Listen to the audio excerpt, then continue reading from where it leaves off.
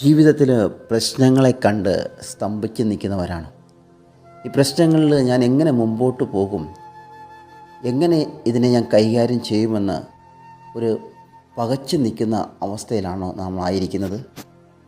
നിങ്ങൾ നേരിടുന്ന പ്രശ്നം എത്ര വലുതാണെങ്കിലും നിങ്ങൾ ഒരു കാര്യം ചെയ്താൽ മതി.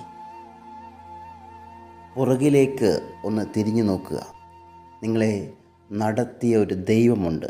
ആ ദൈവം ഇതിനേക്കാളും വലിയ പ്രശ്നം നിങ്ങളുടെ ജീവിതത്തിൽ വന്നപ്പോൾ ആ പ്രശ്നങ്ങളിൽ നിങ്ങളെ നടത്തിയ ആ ദൈവത്തെ ഒന്ന് തിരിഞ്ഞു നോക്കുക. സങ്കീർത്തനക്കാരൻ അങ്ങനെ പറയുന്നു.